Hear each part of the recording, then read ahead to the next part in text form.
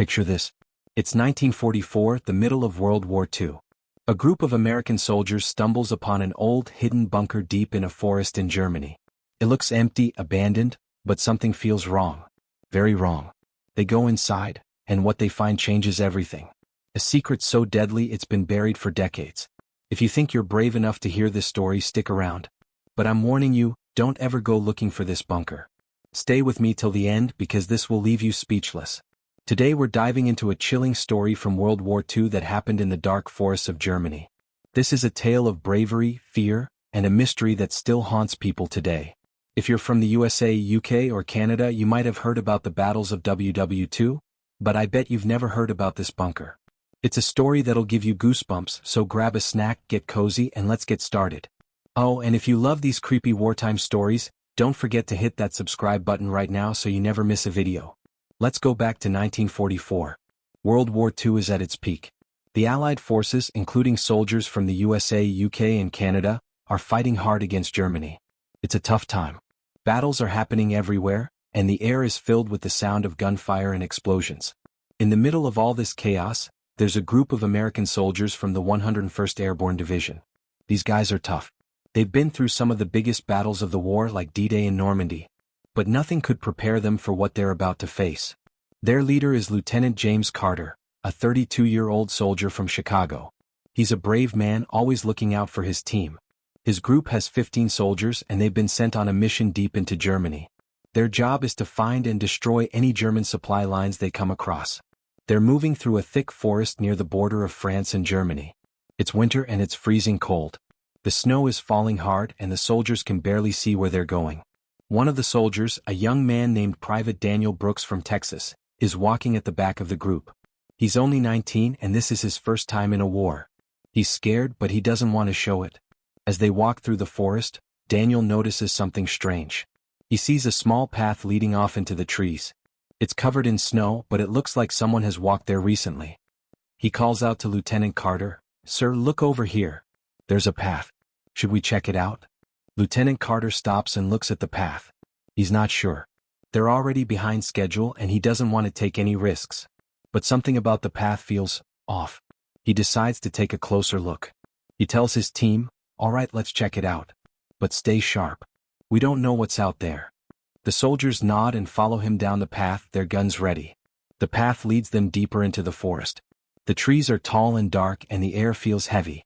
It's so quiet that the soldiers can hear their own breathing. After walking for about 20 minutes, they see something up ahead. It's a bunker. A small, concrete bunker built into the side of a hill. It's covered in moss and vines like it's been there for a long time. The entrance is a heavy metal door, rusted and slightly open. Lieutenant Carter raises his hand, telling his team to stop. He whispers, "This doesn't look right. Why would a bunker be out here so far from everything?" One of the soldiers, Sergeant Thomas Reed from New York, steps forward. He's the oldest in the group, a 40-year-old man who's been in the army for years. He says, "Sir, it could be a German hideout. Maybe they're storing weapons or supplies in there. We should check it out." Lieutenant Carter isn't so sure. Something about the bunker gives him a bad feeling. But he knows they can't just walk away. If there are German soldiers inside, they need to deal with them. He nods and says, "All right, but we go in together. No one splits up. And if anything feels wrong, we get out fast." The soldiers agree and they slowly approach the bunker. As they get closer, they notice something strange. There are no footprints in the snow around the bunker. No signs of anyone coming or going. But the door is open, just a little. Lieutenant Carter pushes the door with his gun, and it creaks loudly. The sound echoes through the forest, making the soldiers jump. Inside it's pitch black. They can't see anything. Daniel, the young soldier, pulls out a flashlight and shines it into the bunker. The light shows a narrow hallway leading down into the ground. The walls are made of concrete and they're covered in scratches, like someone tried to claw their way out. Lieutenant Carter takes a deep breath and says, "Let's go. Stay close." The soldiers follow him inside, their hearts pounding. The hallway is cold and damp. The air smells like mold and something else, something metallic like blood. The soldiers move slowly, their flashlights lighting up the walls. As they go deeper, they see more scratches on the walls. Some of them look fresh. Sergeant Reed whispers, "Sir, this doesn't feel like a normal bunker. Something bad happened here." Lieutenant Carter nods but doesn't say anything. He's trying to stay calm for his team. They keep walking until the hallway opens into a bigger room. The room is empty, except for a few old crates in the corner. There's a table in the middle, and on the table, there's a map. It's a German map showing the area around the forest. But there's something strange about it. Someone has drawn a big red circle around the spot where the bunker is, and next to it, they've written one word, Gefahr. One of the soldiers, Private Henry Wilson from California, speaks a little German. He looks at the word and says, "Sir, Gefahr means danger. Why would they mark their own bunker as dangerous?" Lieutenant Carter doesn't have an answer. He's starting to think this was a bad idea. But before he can say anything, they hear a sound. It's faint at first, a low rumbling noise like something heavy is moving. It's coming from deeper in the bunker. The soldiers freeze. Daniel whispers, "What was that?" No one answers. The sound gets louder, and now they can feel the ground shaking a little. Lieutenant Carter says, "We need to get out of here. Now." But as they turn to leave, the metal door at the entrance slams shut with a loud bang. They're trapped. Panic sets in. The soldiers run to the door and try to open it, but it won't budge. Sergeant Reed bangs on it with his fist, shouting, "Open the door! Open it!" But it's no use. The door is locked tight. The rumbling sound is getting louder now, and it's coming closer. Lieutenant Carter takes a deep breath and says, "Everyone calm down. We need to find another way out. There has to be another exit." The soldiers start searching the room. They move the crates, looking for a hidden door or a tunnel. Daniel shines his flashlight on the walls, and he notices something. There's a small hatch in the floor hidden under some dirt. He calls out, "Sir, over here. I found something." The soldiers gather around, and Lieutenant Carter opens the hatch. It leads to a narrow tunnel going even deeper underground. They don't have a choice. The rumbling sound is so loud now it's shaking the whole bunker. Lieutenant Carter says, "We're going down. Stay together and don't stop moving." The soldiers climb into the tunnel one by one, their flashlights shaking in their hands. The tunnel is tight and dark. The soldiers have to crawl on their hands and knees to move forward. The air is thick and it's hard to breathe. The rumbling sound is still there, but it's quieter now, like whatever is making it is staying in the room above. After what feels like forever, the tunnel opens into another room. This one is bigger and it's different. The walls are covered in strange symbols, carved deep into the concrete. The symbols don't look like anything the soldiers have ever seen. They're not German, not English, they look ancient. In the middle of the room there's a big metal box. It's locked with a heavy chain and there's a sign on it. The sign is in German and it says, "Nicht öffnen." Todd. Private Wilson translates, it says, "Do not open. Death." The soldiers look at each other. They're scared, but they're also curious. What's in the box? Why is it locked up like this? Lieutenant Carter says, "We're not touching that box. We need to keep moving." But not everyone agrees.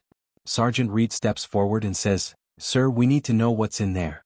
It could be a weapon or something we can use against the Germans. We can't just leave it." Lieutenant Carter doesn't like it, but he knows Sergeant Reed is right. They need to know what they're dealing with. He nods and says, "All right, but we do this carefully."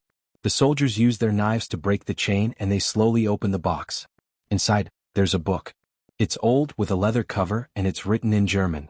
Private Wilson picks it up and starts reading.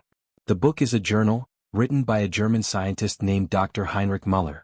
It's dated 1942, 2 years ago.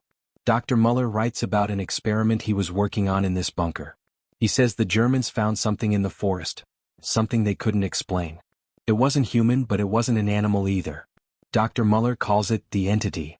He says it's dangerous and it can't be killed. The Germans tried to use it as a weapon, but it turned against them. Dr. Müller writes, "We thought we could control it, but we were wrong. The entity is alive. It feeds on fear. It can make you see things, hear things, and then it takes you. We locked it in this bunker, but it's still here. If you're reading this, leave now. Don't let it out." The soldiers are stunned. They don't believe in ghosts or monsters, but this journal, it sounds real. Too real. Daniel says, "Sir, we need to get out of here. I don't care what's in this bunker. I just want to leave." Lieutenant Carter agrees. He says, "We're done here. Let's find a way out." But as they turn to leave, the rumbling sound starts again. And this time, it's coming from the tunnel they just crawled through. The soldiers grab their guns and point them at the tunnel. The rumbling is getting louder, and now they can hear something else. A voice. It's low, deep, and it's whispering in a language they don't understand. The air in the room gets colder and the symbols on the wall start to glow, a faint red light. Lieutenant Carter shouts, "Get ready. Whatever's coming, we fight." The soldiers stand together, their flashlights shaking in their hands. And then, they see it. A shadow. It's tall, at least 10 feet, and it's moving toward them. It doesn't have a face, but it has eyes, glowing red eyes that stare right through them. The soldiers open fire. They shoot at the shadow, but the bullets don't do anything. They just pass through it like it's not even there. The shadow keeps coming, and the whispering gets louder. One of the soldiers, Private Michael Evans from Ohio, starts screaming. He drops his gun and falls to the ground, holding his head. He's yelling, "It's in my head. It's in my head." Lieutenant Carter grabs Michael and tries to calm him down, but it's no use. Michael's eyes roll back and he passes out. The shadow is closer now, and the soldiers are running out of options. Sergeant Reed shouts, "We need to get back to the tunnel. It's our only way out."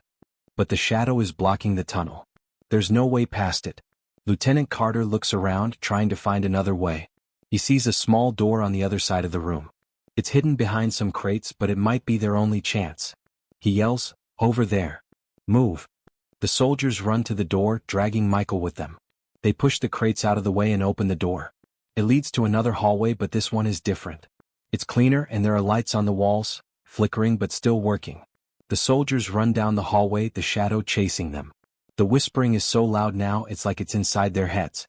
Daniel looks back and sees the shadow reaching out with a long black arm. He screams, "It's going to get us."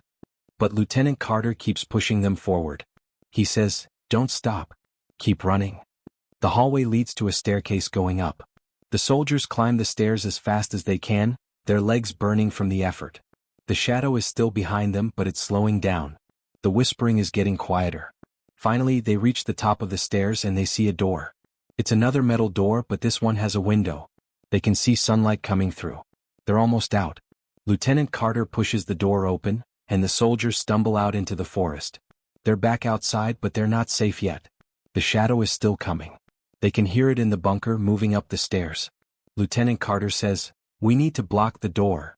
The soldiers grab rocks and logs from the forest and pile them against the door. It's not much, but it might buy them some time. They run back into the forest, carrying Michael, who's still unconscious.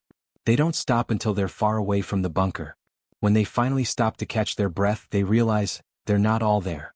2 soldiers are missing. Private Henry Wilson and Private John Carter, Lieutenant Carter's younger brother, didn't make it out.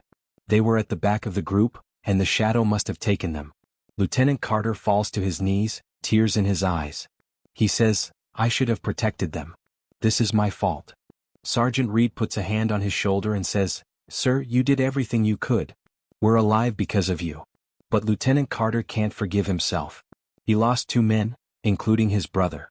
The soldiers make their way back to their main camp. They tell their commanders what happened, but no one believes them. They think the soldiers are just tired, or maybe they're making it up. The army sends a team to investigate the bunker, but when they get there, it's gone. The bunker has disappeared like it was never there. The only thing they find is a small piece of paper in the snow. It's a page from Dr. Muller's journal, and it says, "The entity cannot be stopped. It will always come back." So, what really happened in that bunker in 1944? Was the entity real, or was it something else? Did it take Henry and John, or did they get lost in the chaos? We may never know the truth, but one thing is for sure. That bunker was hiding a deadly secret. And if you ever find yourself in a forest in Germany, don't go looking for it. Some things are better left alone. What do you think? Do you believe the soldiers saw the entity, or do you think there's another explanation? Let me know in the comments below. And hey, I'd love to know where you're watching this video from. Are you in the USA, UK, Canada, or somewhere else? Drop your city or country in the comments. I can't wait to read them. If you like this story, give this video a big thumbs up. And if you're new to Wartime Tales, hit that subscribe button right now. We have so many more creepy wartime stories for you, especially for my amazing viewers in the USA, UK, and Canada. Make sure to turn on the bell so you never miss a video. Thanks for watching, and I'll see you in the next one. Stay safe, and don't go inside any bunkers.